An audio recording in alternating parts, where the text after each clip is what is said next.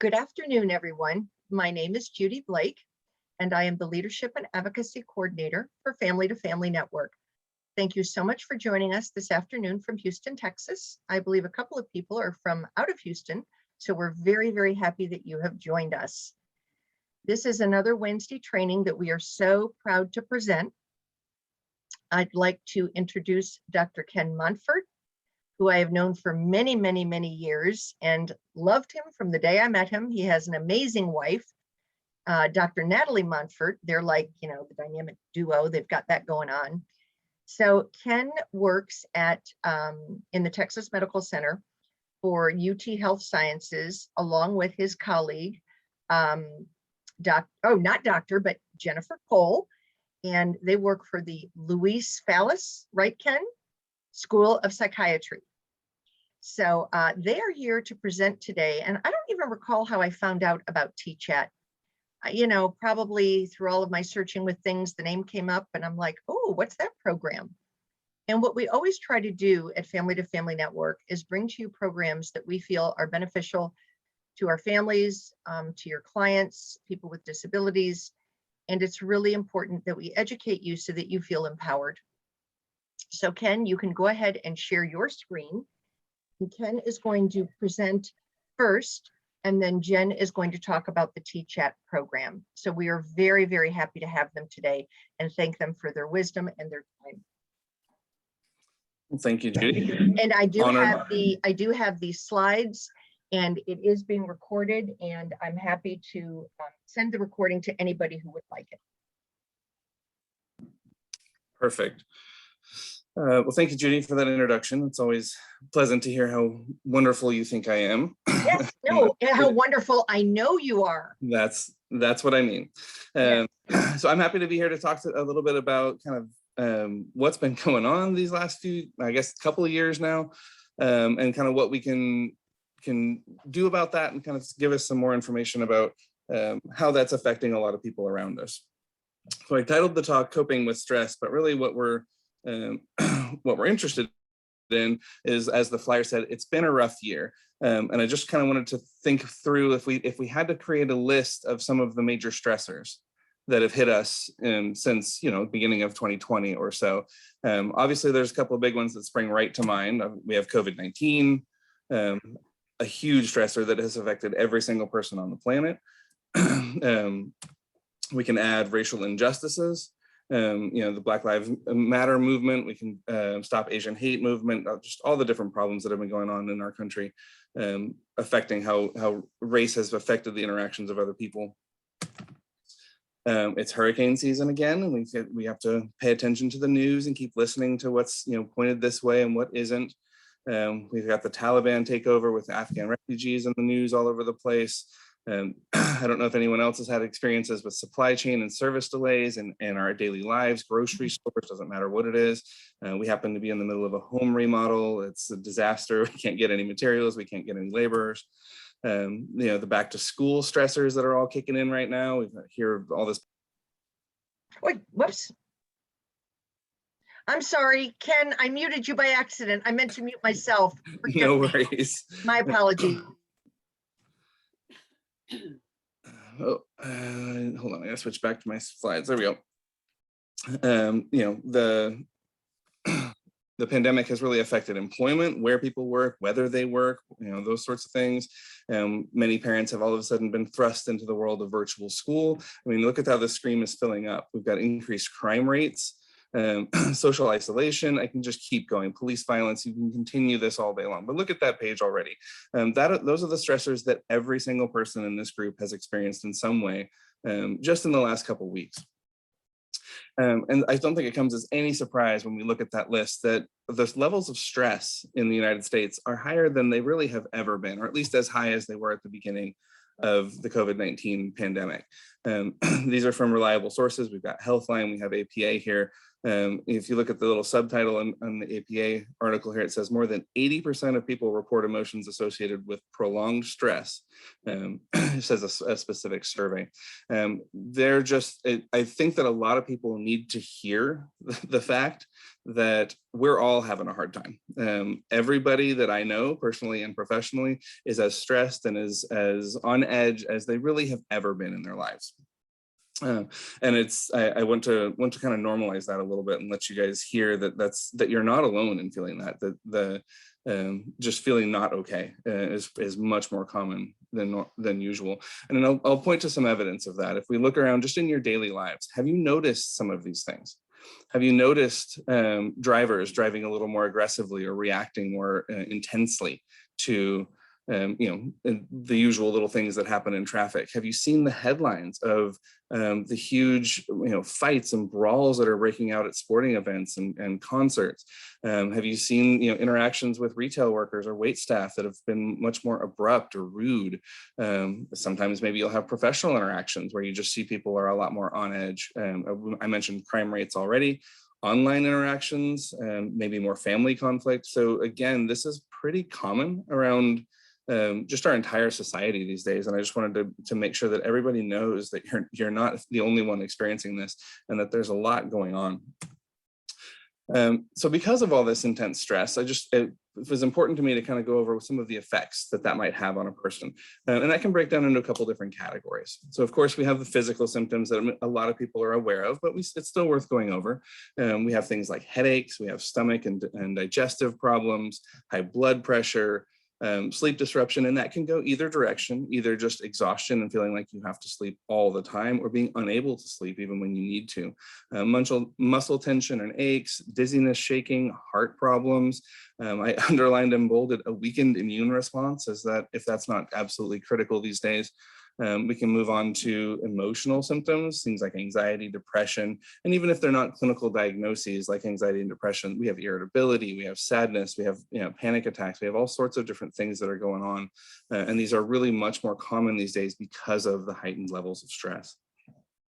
It's also important to recognize that when we're under stress, people often go to their most powerful coping strategies, even if they're not their healthiest. So we see a lot of increased substance use, including alcohol, increases in gambling, changes in your eating habits, which could go either direction, compulsive shopping or sex or internet use or anything like that. So we see a lot of those coping strategies that maybe don't help us as much in the long run, but can help relieve some of that tension in the short term.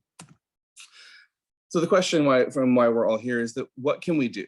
Obviously, we can't eliminate all of the stress and the pressure and all the stuff that's going on in this society. It's just not practical for us to do that, but we can reduce the impact of that stress on ourselves. And many of you are here as parents or as caregivers. Our kids are still learning from us how to manage stress, so we can help them as well. I'm not going to go into a ton of detail since we don't have, I could spend all afternoon talking about different stress management techniques, but I'll give you a couple that we can just kind of talk about briefly, and then I would be happy to take some questions toward the end. So some stress management strategies that you can use for yourself.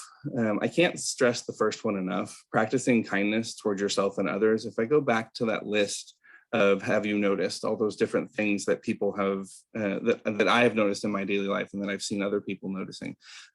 Every single one of those situations can be diffused, can be, can have the air let out of it by practicing kindness. It's not always easy, especially when we're as stressed out as we are, but practicing kindness, but especially kindness towards yourself.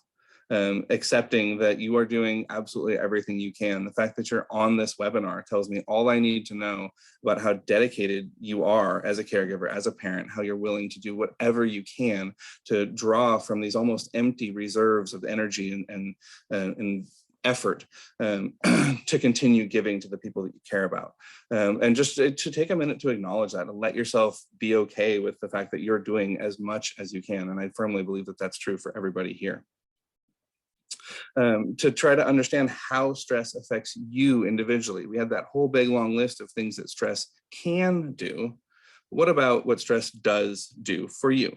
Different people have different reactions. And I think it's just important to attend to yourself and to notice, are you engaging in some of those behaviors that tell you you're stressed? You know, do you find yourself snapping at people around you? You're irritable, or do you find yourself with extra muscle pain in your shoulders or in your back or in your neck?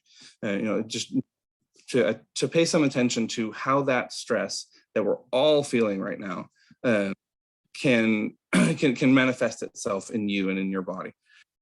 I firmly believe in limiting your exposure to media, and especially social media these days. It's another go-to coping strategy that many people have, to pull out their phone and start scrolling. But as that first slide with all the moving words listed, there's a lot of stuff out there that's just going to make us feel more stressed, and it's going to drive things home in ways that we don't necessarily need to be doing.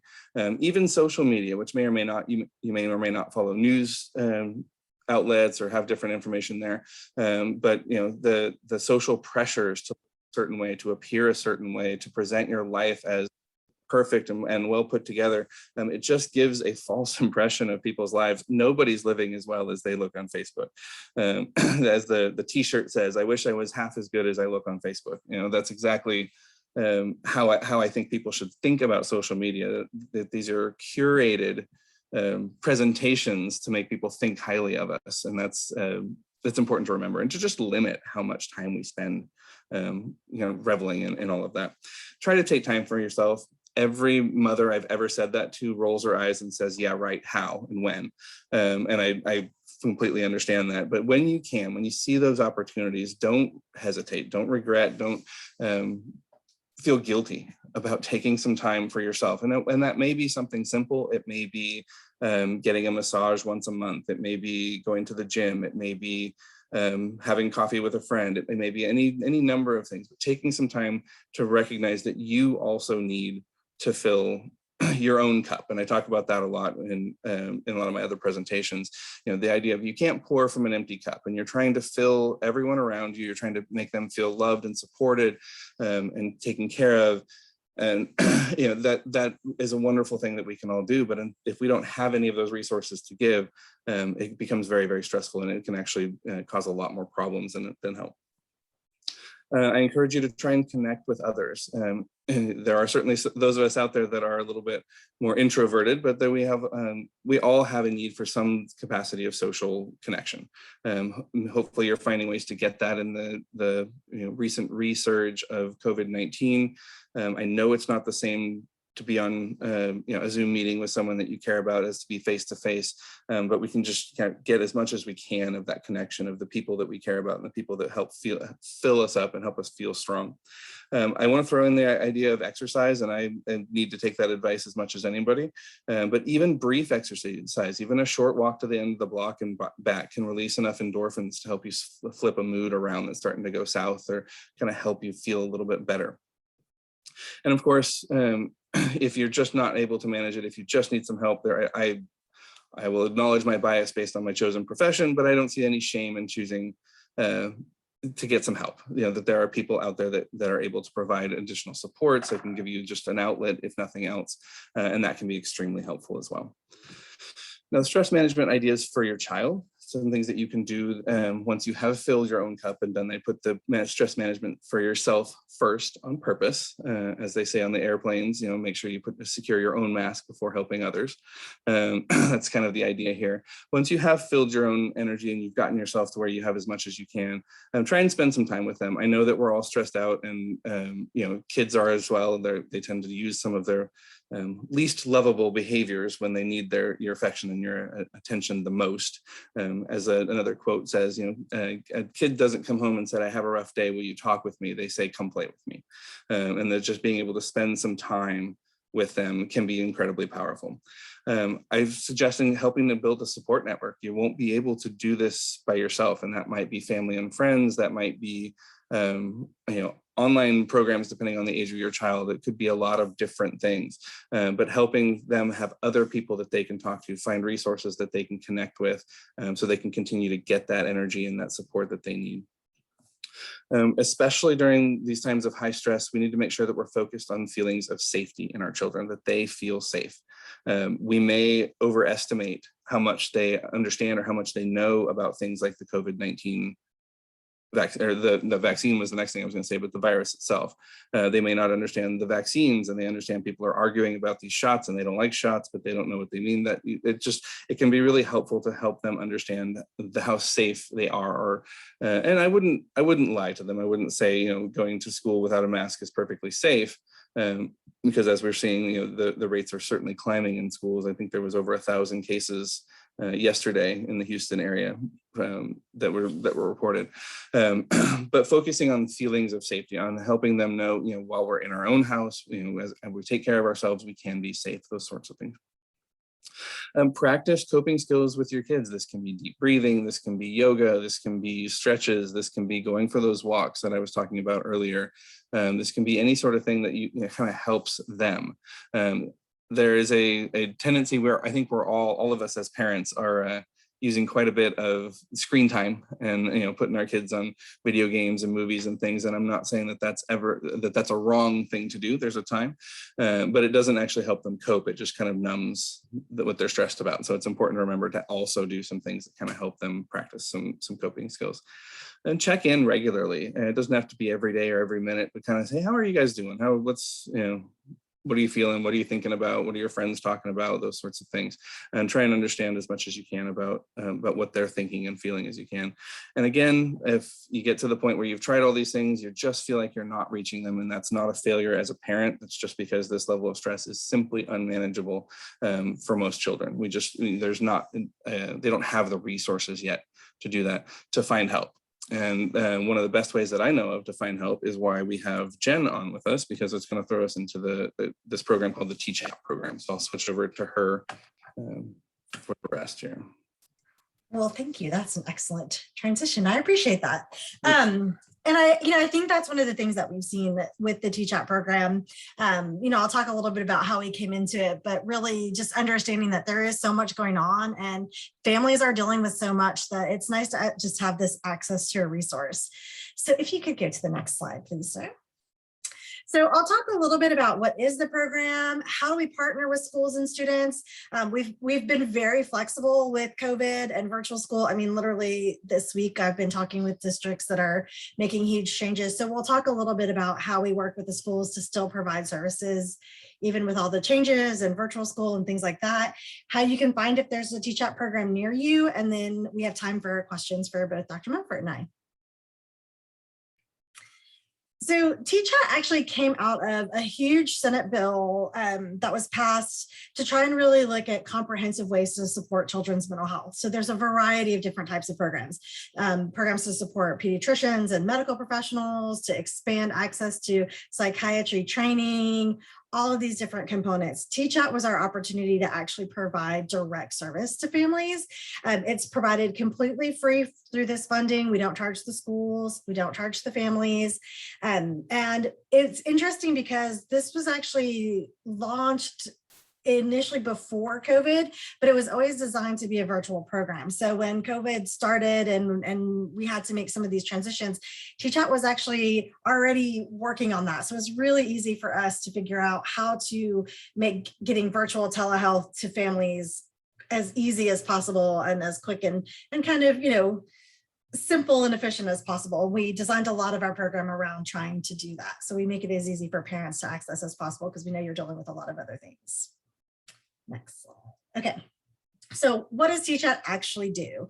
TCHATT's really designed to be access to care and really help families that are struggling to find long-term care. We know in some of the areas that we serve, there can be 6 to 8 month wait times for psychiatry, longer for access to other types of services. And so our program was really designed to help provide that support for young minds.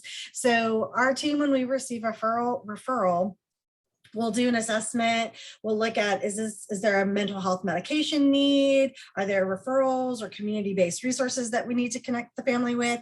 Are they having problems connecting with a resource? Are there long wait lists? Are there payment issues? All of those types of things.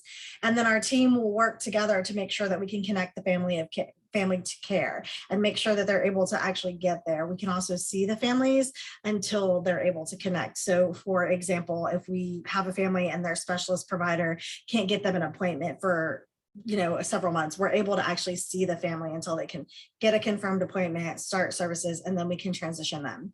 In theory, the program was originally designed to be brief intervention, about 8 weeks, but we're finding with the need right now, we're just having some flexibility to be able to see families a little bit longer to really do make sure that they don't fall through the cracks, or they're able to successfully transition to care. So we're able to work with families in virtual school and traditional school. So if students are in virtual school and they're doing their classes from home, all they need really is a tablet, laptop, PC. We use a HIPAA compliant version of Zoom, so they can actually access our telehealth session from their cell phone. It's actually one of the reasons that we chose Zoom, was that it's fairly easy to use, it's low bandwidth, you can access it, so for some of our families that have smaller data plans or are concerned about using, or access to wireless, it was one of the easier platforms to be able to access. And so we chose to use Zoom because it just makes it easy. They can use a lot of different types of devices. They need a safe and private space. And then we do ask that there's a parent, legal guardian, or an adult in the home, especially during that first session, just to make sure that we address any safety concerns, because we are seeing some pretty acute kiddos. We do ask that the parent, if they're not in the home, if they can participate in the session virtually. So if they do have a babysitter, an older sibling, aunt, uncle, somebody that's in the home helping with the kiddo for that session, that the parent still participates virtually via Zoom in that first session. If they participate in school, if they're actually attending on campus, all of our schools that we have contracts with know that they can provide a device, or if the student is able to bring their device on campus, they're able to use that. The schools have agreed that they will make sure that there's a safe and private space, and then the counselor will work with our family or our student to make sure that they get whatever passes they need, they're being pulled out of the right classes, they get to the appointment on time, and then they get back to the appointment when the session's complete. And it's the same thing where even if we're seeing the kiddo and they're on campus, we do ask that the parent is available to participate at least in that very first session via Zoom, so that they can make sure that they're talking with our team and giving information that is needed or relevant to be able to come up with a plan for the family. So once we receive a referral, we have an initial assessment where our clinician or our prescriber will do an intake assessment. It just depends on what is identified. When the referral comes in, our team will actually screen it. They may reach back out, ask any questions, and then they'll schedule with an appointment. We're able to schedule our families pretty quickly. It's usually getting the parents to sign the consents and the paperwork, but we usually reach out to the parents within one business day of receiving the referral. So we can actually get appointments scheduled usually within a couple of days, definitely within a week. So we have a very quick turnaround time. Once the initial assessment is complete, the clinician will work with the whole team to be able to look at what's the best path for this family.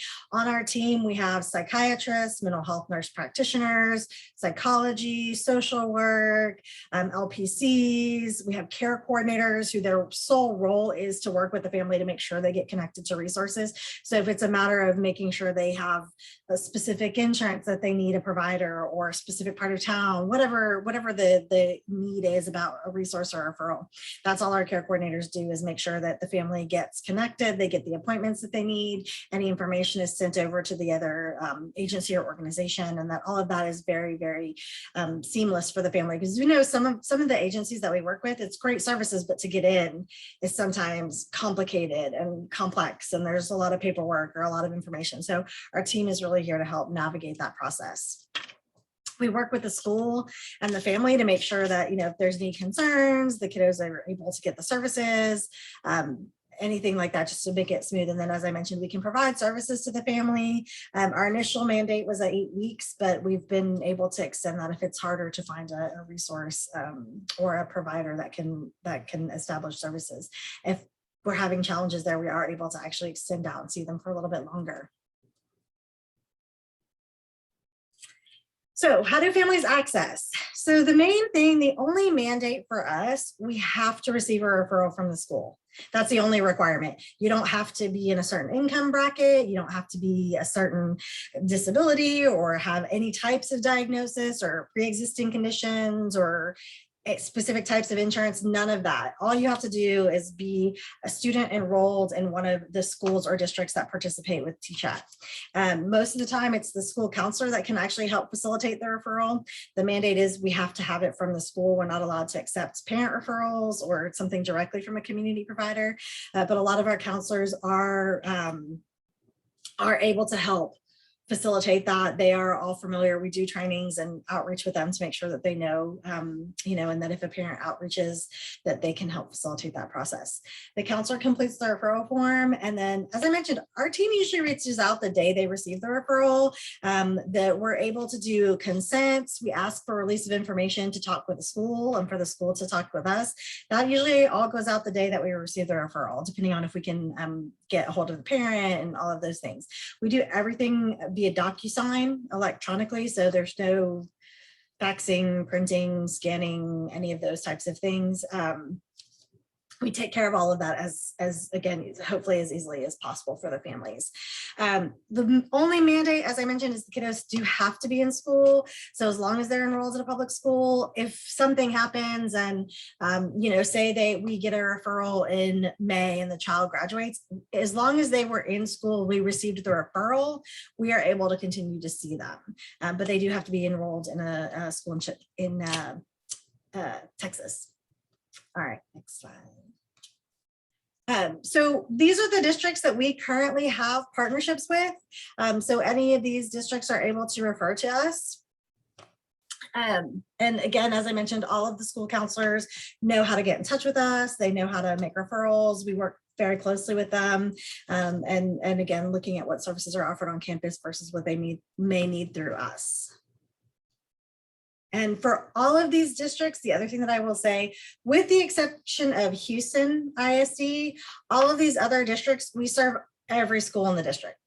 There aren't limits, elementary, middle school, high school, any schools in the district. For Houston ISD, we actually split that district with Baylor College of Medicine. And so we only serve specific campuses. So if you have a question about HISD, feel free to reach out. And I think my contact info or the TCHATT program contact information is on the slide, but we're happy to provide it. But for, like I said, for all those other districts, Fort Bend, Katy, Royal, any of those other districts, we work with all of the schools in the district. So all of the counselors are aware of our program. So with that, what questions can we answer? I saw something. I saw something pop up about Sci-Fair. Yes. We're actually in negotiation with them. Their legal team is reviewing our contracts right now. Great. So hopefully we will be up and running with them shortly. Got it. Thank you. Thank you. So a parent wrote, her child is not in school anymore. So what can you suggest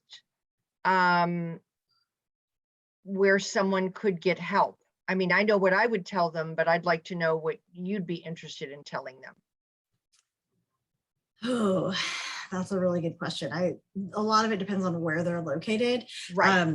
Yeah. From TCHATT's perspective, we've been having a lot of conversation about this because the questions also come up with like kiddos are homeschooled and how that works. And we haven't been able to get some guidance on that. So the answer is not easily through TCHATT. I will say we're also pretty flexible. So if we do get phone calls and we aren't able to serve families, we do try and help them navigate where to go. So what I would suggest that you do is reach out to me, reach out to Leslie, one of my colleagues. What insurance does a family have? That's something that we would want to find out. Can you get therapy through your insurance plan where you pay a copay? Sometimes that's possible. There's also what we call your local authority. If you live in Harris County, it's the Harris Center for Mental Health and IDD. If you live in Fort Bend County, it's Texana. If you live in the Clear Lake, well, actually more Galveston, League City area, it could be the Gulf Coast Center. and they would be directed there. But Udi, if you want to reach out to me, I'd be happy to explore that with you and how you can access mental health services, because I think it's really important. Very, very important. Sharon asked, do you have a list of the schools who participate? So Sharon, I can forward the slides to you and you'll see what school districts. Are you talking about specifically for HISD? I live in Brenham. It's Washington County. Okay. And So I believe you can Google, am I right, Jen? You can Well, Google. there's a couple different things, and I can actually provide this website. So one of the things is that TCHATT's actually a statewide program. Brenham and that district, that area is actually serviced by Texas A&M. And so they run TCHATT programs with several of the districts up in that area. And there is I'll send you the email, the web address, because I don't want to get it wrong, but there is actually a website that you can go on that will show you who is the contact person for your educational regions. If you want, could you send it to me, email it to me, and when I Yes. forward the slides and the recording, I'll go ahead and include that link so Sharon and other people like her can access that. Definitely. So Sharon, I'll go ahead and forward that to you and to everyone else. Leslie asked a great question. What about children who are homeschooled because of COVID? So if they're connected in some way to a district, so if they're doing virtual schooling and but they're still considered enrolled in a district, then we are able to serve them. We're actually having discussions right now with our kind of state, our overarching state agency, to talk about how to address families that are just choosing to not have their children enrolled in public schools and have them just doing homeschool through a homeschooling or group or organization, Right. because right now we don't have any way they require a contract basically. And we can do that with the districts. We don't have any way to do that with any homeschooling organizations. Okay. But actually, that's a great question. Let me follow up on that. Yeah, so basically if they have declined in-person learning but are within Fort Bend, Yes. HISD, then you can help them, right? Definitely, yes. It's when as long as they're connected to a school. The other thing that I would say is that if we have families that are in 12 plus, or they're in life skills programs or things like that, as long as they're connected to that school district, we can serve them. Okay. A parent asked, do you receive referrals from private schools as well? Our mandate and our priority is supposed to be public and charter schools. If we actually don't have contracts with any private schools right now. So that's something that we'd have to even get permission from the state to pursue. Okay. So the short answer is no. Yeah. And it's hard. I understand why parents, might want to send their child to a private school. But yeah, it's hard because you can't be all things to all people. Yeah. And I understand the guidelines of your grant. Is Pearland ISD, a parent had asked, are they in the process of speaking with you as well? That Pearland is actually in a different catchment zone. I think they're either UTMB or Baylor College of Medicine. And I believe they are actually in the process of, oh, yes, yes, they are. They are. Okay. So when you send us that link, parents will be able to check, which is great, which is really great. Christina brought up something that always kind of weighs on my mind, and it's, do parents reach out to counselors? Do children reach out to counselors and then they touch base with the parents? And this is something that, is troubling, because when you're relying on a referral from a guidance counselor, we all know how overloaded guidance counselors are. I just read an article the other day that talked about there is, for every 1,200 children, there is a school psychologist. Well, everybody on this call knows that's not enough. And the same with guidance counselors. So I think that, people have to be very, very proactive. And I don't want to say hound the guidance counselor, but we always at Family to Family Network tell parents, make sure everything is in writing. If it's not in writing, it doesn't count. So would parents email the school guidance counselor and say, I was just told about the TCHATT program. I want to enroll my child. and then go from there? Yes. Okay.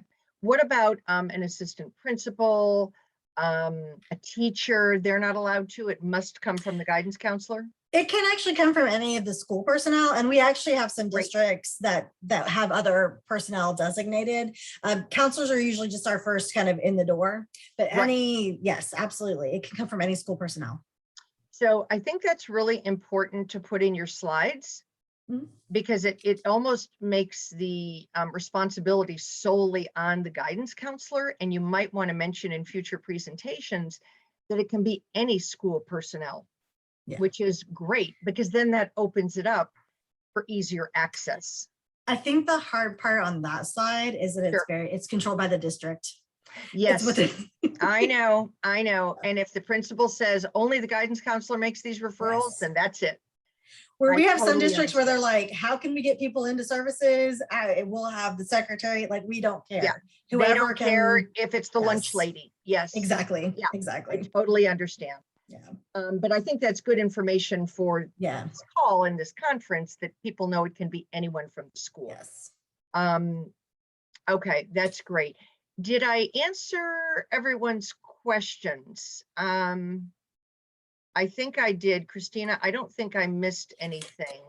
If you could post the survey link as well. One thing I want to mention to the people on this call, I know that there's a huge stigma regarding mental health. I can say this honestly from personal and professional experience. If you don't get the help now, our kids get bigger, the problems get bigger, and the behaviors can become more serious. I'm not a licensed counselor. I'm not a social worker. I'm not a diagnostician, and I don't play one on TV.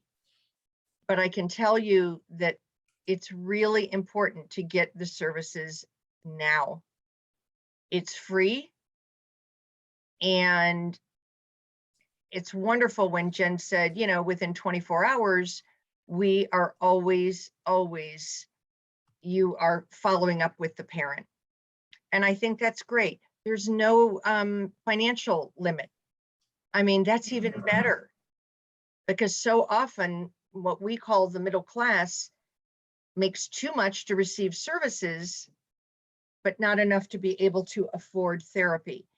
One of the challenges that we have is, especially if the family or the child is on Medicaid, is finding a Medicaid provider.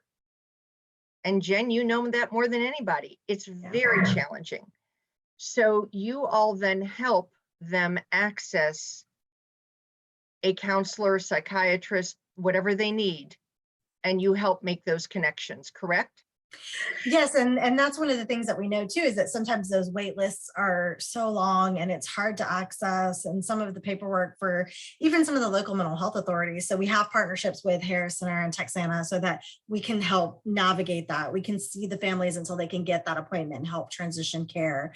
I think you really made such a great point about trying to intervene early. And that's really what this program is designed to do, is to help make sure that families can access that care, they can figure out what resources they might need, and then they can get connected to them as early as possible.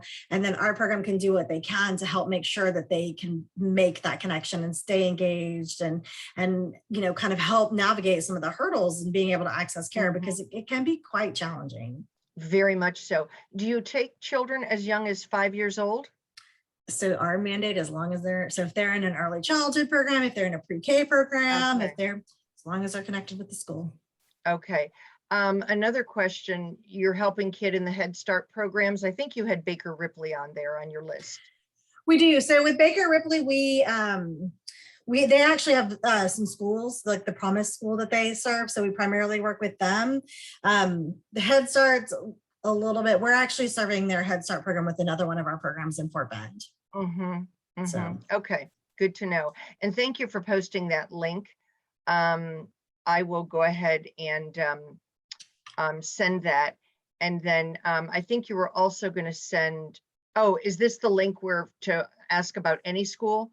Wonderful. Yes. So this link will actually, you can click on kind of the different areas and it'll tell you the schools and the campuses and the districts. Okay. And how long, it's a grant funded program, yes? So we're we're funded through the Texas State Legislature. So Okay. our budget is kind of tied to them. So we've been approved for the next 2 years. Okay. And we assume that we'll continue to be approved. I mean, one of Oh, the, at the way things are going, you will be.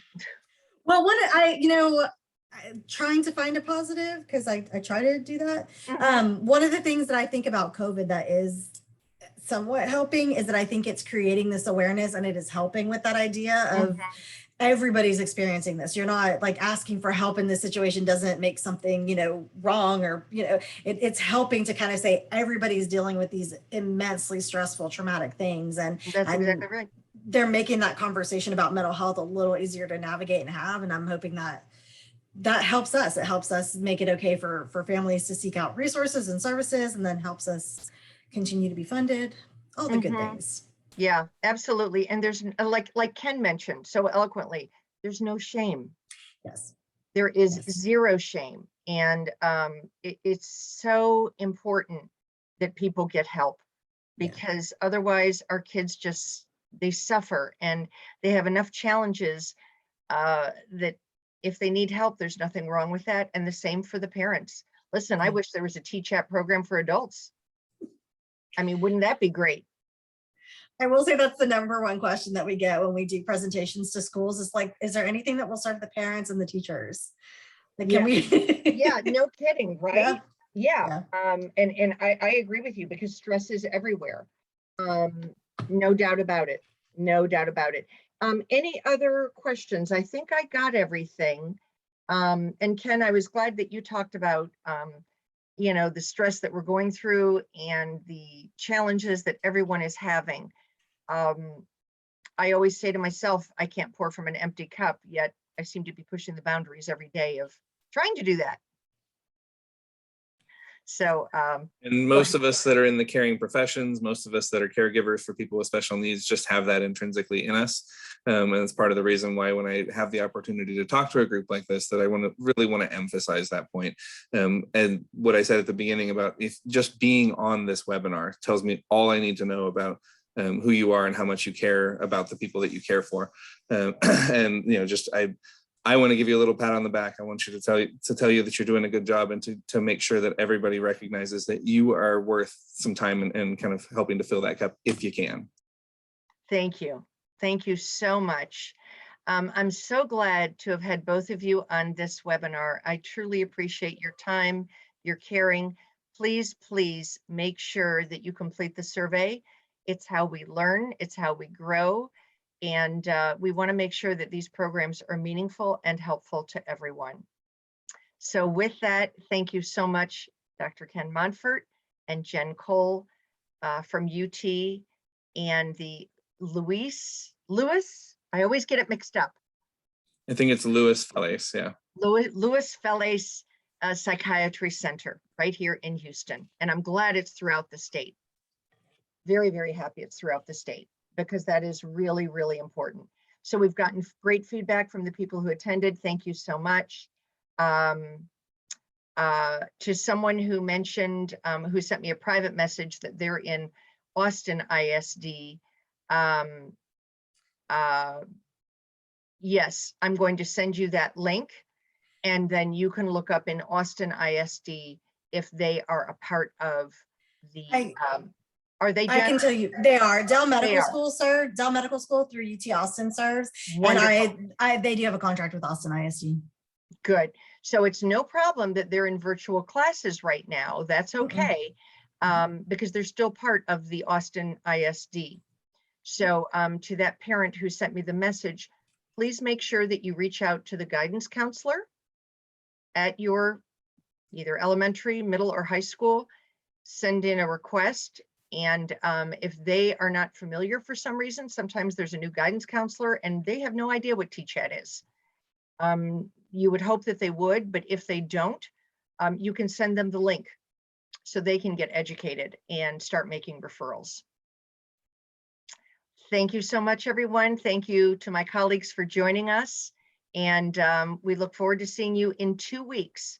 In 2 weeks, we are having, someone come and talk to us Her name is Cassandra, but she goes by Cassie Miller, and she's with Maximus Texas Health Steps, and she's a long-term service coordinator.